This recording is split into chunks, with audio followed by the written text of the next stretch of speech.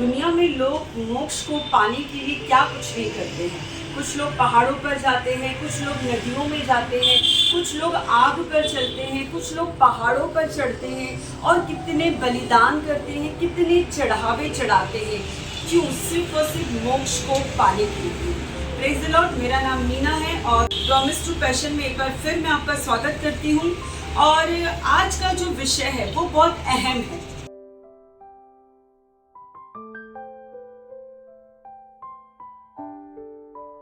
पता है आपको, दुनिया में लोग मोक्ष को पाने के लिए, उद्धार को पाने के लिए क्या कुछ नहीं करते हैं, लेकिन वो सबसे बड़ी गलतफहमी में है कि वो मोक्ष को पा लेंगे अपने कर्मों के द्वारा, अपने कामों के द्वारा। पर खुदा के लोगों, मैं आज बताना चाहती हूँ आपको कि ये नामुमकिन है कि हम अपने कर्मों के द्वारा हम मोक्ष को प्राप्त करें। पता है, कई बार लोगों को मोक्ष का मतलब ही पता नहीं होता है कि मोक्ष का मतलब क्या होता है। पता है, मोक्ष का मतलब होता है हमारे पापों से, हमारे गुनाहों से हमारा छुटकारा, हमारे पापों से हमें नजात का मिलना, उस पापी शरीर से, उस पाप के जीवन से छूटकर एक धार्मिकता के जीवन को जीना। ये होता है उद्धार का और मोक्ष का मतलब। मैं आपको बताना चाहती हूँ आज के शाम में खुदा के लोगों कि ये जो 40 दिन हम जो प्रार्थनाएं कर रहे, जो उपास कर रहे, इसका जो सार है, इसका जो सारांश है, इसका जो रिजल्ट है या प्रतिफल कहिए, पता है वो क्या है? वो आज मैं आपको बताना चाहती हूँ। वो है उद्धार को पाना, वो है मोक्ष को पाना। आपको पता है कि हम कुछ भी कर ले दुनिया में, चाहे हम कितने बड़े बड़े धर्म के काम कर ले, लेकिन वो धर्म के काम मुझे कभी भी स्वर्ग तक नहीं ले जाते।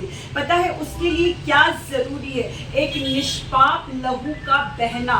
उस निष्पाप लहू के जरिए ही आप और मैं उद्धार को पाते हैं, नजात को पाते हैं खुदा के लोगों। पता है, इब्रानियों की किताब उसका 22 अध्याय और उसके 9 में लिखा हुआ है कि जो भी वस्तुएं होती थी वो लहू के द्वारा शुद्ध की जाती थी और बिना लहू बहाए पापों की क्षमा नहीं है। और उसी तरीके से इब्रानियों 10 के 4 में भी लिखा हुआ है कि ये अनहोना है।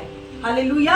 लिखा है कि ये अनहोना है कि बैल और बकरों के लहू के द्वारा पापों की क्षमा हो। लेकिन आज मैं आपको एक खुशखबरी को देना चाहती हूँ। अगर आप उद्धार की तलाश में हैं, अगर आप मोक्ष की तलाश में हैं, तो आज का वो दिन है जो खुशखबरी मैं आज तक आपको पहुंचाना चाहती हूँ कि उद्धार सिर्फ और सिर्फ यीशु मसीह के नाम में है। उद्धार सिर्फ और सिर्फ यीशु मसीह के लहू में है, क्योंकि बाइबल हमें बताती है कि वो निष्पाप मेमना जो आपके और मेरे नहीं केवल, बल्कि इस जगत के गुनाहों को लेकर वो सलीब पर चढ़ा है। क्योंकि यूहन्ना 3 और 16 में लिखा हुआ है, क्योंकि परमेश्वर ने जगत से ऐसा प्रेम रखा कि उसने इकलौता बेटा दे दिया, ताकि जो कोई, लिखा है ताकि जो कोई, इसमें किसी व्यक्ति के लिए कोई सीमा नहीं है, किसी जाति धर्म के लिए सीमा नहीं। लिखा है कि जो कोई उस पर विश्वास करेगा वो नाश ना होगा लेकिन अनंत काल का जीवन पाएगा।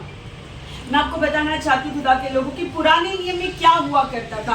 पुराने नियम में अक्सर लोग अपने गुनाहों की माफी के लिए बैलों को, बकरों को, मेमनों को लाया करते थे और हाथ रखकर अपने गुनाहों को उस पर डालते थे और उसका सैक्रिफाइस किया करते थे। पता है ये क्या था? ये सिर्फ एक टेम्पररी इलाज था।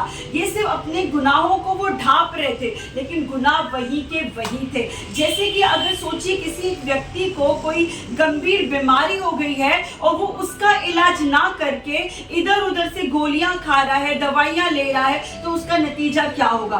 उसका नतीजा खुदा के लोगों यही होगा कि वो अंत में मर जाएगा, उसको मृत्यु मिलेगी। उसी तरीके से पुराने नियम में यही तरीके हुआ करते थे कि बैल और बकरों के लहू के द्वारा पापों की क्षमा के लिए याजक लोग बलिदान किया करते थे, लेकिन वो सिर्फ टेम्परेरी था। परमानेंट इलाज है खुदावन यीशु मसीह, जिसके लहू के बहाने से, जिसके क्रूस पर जान देने से खुदा के लोगों आपको और मुझको उद्धार मिलता है। खुदा के लोगों, ये दिनों में हम यही तो आपको बताना चाह रहे हैं कि उस पर विश्वास करिए और मोक्ष को प्राप्त करिए। उस पर विश्वास करिए और अपने पापों से, अपने श्रापों से, अपनी बीमारियों से आपको आजादी और कहीं नहीं मिल सकती खुदा के लोगों, क्योंकि सिर्फ बाइबल ही बताती है कि यीशु ने कहा है कि वो मार्ग, सत्य और जीवन है, सिर्फ वो ही है जो रास्ता है जो हमें अनंत काल के जीवन तक पहुंचाता है। खुदा के लोगों, बस मैं आपको यही कहना चाहती हूँ कि अपना ईमान उस यीशु नासरी पर लाइए,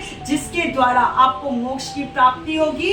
और ये पूरे 40 दिनों का प्रतिफल यही है कि जो कोई उस पर विश्वास करेगा वो नाश ना होगा, परंतु अनंत काल का जीवन का पाएगा। Praise the Lord.